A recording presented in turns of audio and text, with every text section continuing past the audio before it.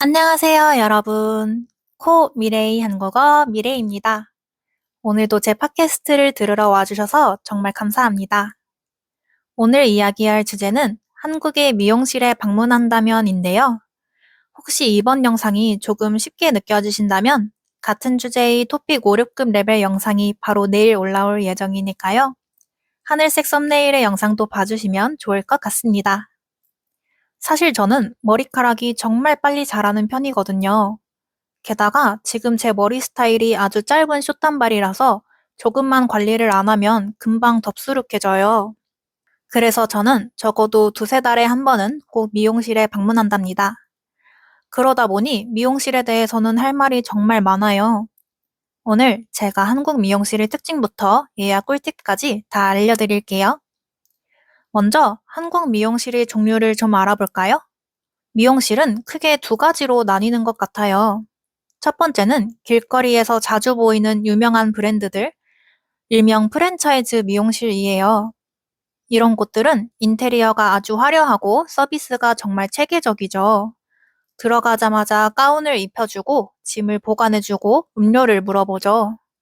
두 번째는 개인 미용실이에요.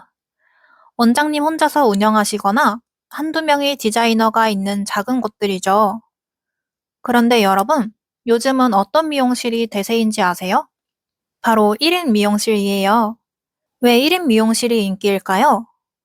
저희 경험으로 비추어 보았을 때 이런 점이 좀 다른 것 같아요. 예전에 큰 대형 미용실에 간 적이 있어요. 아주 유명한 디자이너 선생님을 예약했어요. 가격도 꽤 비쌌고요.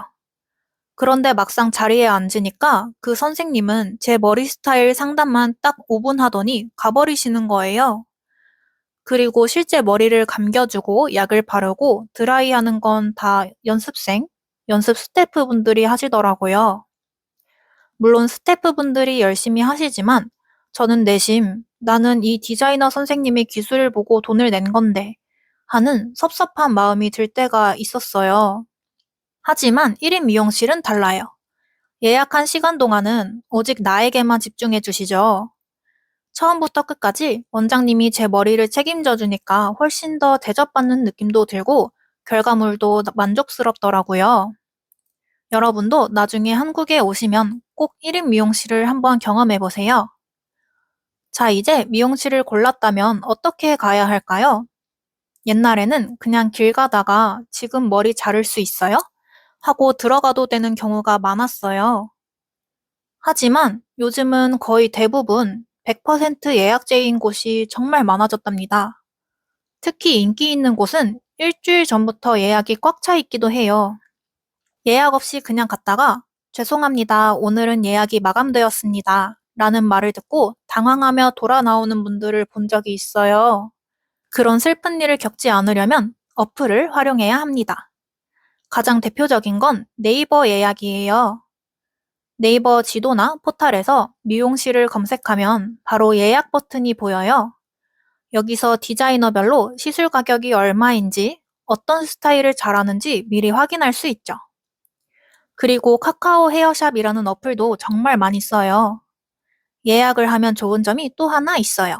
바로 할인입니다. 네이버 예약이나 카카오 헤어샵으로 처음 방문하는 고객에게는 10%에서 많게는 30%까지 할인을 해주는 이벤트가 정말 많거든요. 한국어 공부도 할 겸 어플을 찬찬히 살펴보면서 예약해보는 건 어떨까요? 내가 원하는 시간에 내가 원하는 선생님께 머리를 맡길 수 있다는 건 정말 큰 장점이니까요. 여러분, 인스타그램 많이 하시나요? 한국 미용사분들도 인스타그램을 정말 열심히 하세요. 인스타 피드가 곧 그분들이 포트폴리오거든요. 예를 들어 여러분이 허쉬컷이나 레이어드 컷을 하고 싶다면 인스타그램에 해시태그로 강남역 미용실 혹은 단발 스타일 등을 검색해 보세요. 그러면 정말 수만 가지 사진이 나올 거예요. 그 중에서 우와, 이 머리 진짜 예쁘다 하는 사진을 발견했다면 그 미용사의 계정으로 들어가 보세요. 요즘은 프로필 링크에 예약 페이지를 연결해 두거나 심지어 인스타 DM으로 상담받는 그리고 예약을 받는 분들도 아주 많답니다. 안녕하세요. 인스타 보고 연락드렸는데요. 혹시 예약 가능한 날짜가 있을까요? 라고 물어보면 친절하게 답해 주실 거예요. 말이 잘 통하지 않을까라는 걱정은 하지 마세요. 우리에겐 사진이 있잖아요. 미용실에 가서 말로 조금만 잘라주시고 층을 내주세요. 라고 복잡하게 설명하는 것보다 마음에 드는 사진 한 장 보여주는 게 훨씬 정확하답니다. 미용사분들은 눈썰미가 정말 좋으셔서 사진만 봐도 딱 아시잖아요. 저는 평소에 관리가 편한 커트만 주로 해요. 그런데 사람 마음이 참 이상하죠. 가끔은 아주 파격적인 변화를 주고 싶을 때가 있잖아요. 그래서 제가 딱 한 번 큰 결심을 하고 탈색에 도전한 적이 있습니다. 제 목표는 아주 오묘하고 예쁜 보라색 머리였어요. 아이돌처럼 화려한 색깔 말이에요. 그런데 여러분, 탈색이 생각보다 정말 힘들더라고요. 제 머리카락이 아주 튼튼하고 검은색 색소가 강해서 그런지 탈색약을 발랐는데도 색이 한 번에 안 빠지는 거예요. 결국 보라색은커녕 오렌지빛이 도는 아주 애매한 금발이 되었답니다. 미용사 선생님도 당황하시고 저도 당황했죠. 선생님, 제 보라색은 어디 갔나요? 라고 묻고 싶었지만 제 머리카락 상태가 너무 안 좋아서 더 이상 약을 바를 수가 없었어요.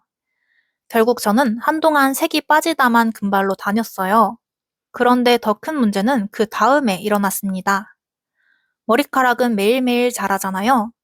검은색 뿌리가 1, 2cm씩 올라오기 시작하는데 그게 노란 머리랑 대비되니까 너무 지저분해 보이는 거예요. 이걸 한국에서는 뿌리가 자랐다 라고 표현해요.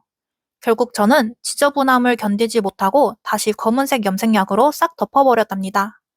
제 소중한 돈과 시간이 순식간에 사라진 순간이었죠.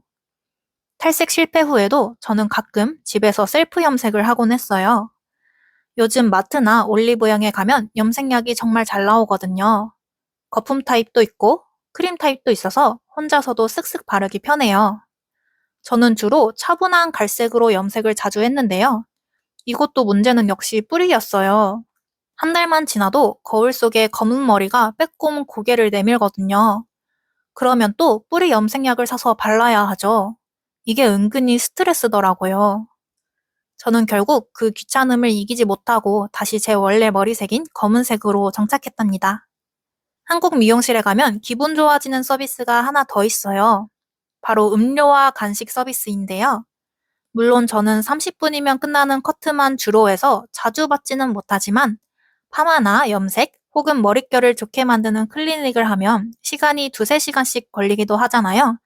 그럴 때 미용실은 작은 카페로 변신합니다. 고객님, 시원한 아메리카노 드릴까요? 아니면 따뜻한 둥글레차 드릴까요? 하고 물어봐 주시죠. 어떤 곳은 오렌지 주스나 포도 주스도 있고 심지어 토스트나 쿠키를 주는 곳도 있어요. 잡지책을 보면서 시원한 커피 한 잔에 달콤한 로투스 과자 하나 딱 먹으면 아, 이게 바로 힐링이지 하는 생각이 절로 들어요. 최근에는 코로나 때문에 이런 서비스가 잠깐 없어졌다가 요즘은 다시 생기는 추세예요. 여러분도 한국 미용실에 가면 이런 소소한 대접을 꼭 만끽해 보시길 바라요. 여러분, 오늘은 이렇게 한국의 미용실 예약 문화부터 저희 탈색 경험담까지 미용실에 대해 이야기를 나누어 보았는데 어떠셨나요? 여러분은 미용실을 자주 가시는 편인가요? 어떤 머리 스타일을 선호하시나요? 댓글로 남겨주세요. 오늘도 들어주셔서 정말 감사했습니다, 여러분. 그럼 다음 시간에 또 봬요. 안녕.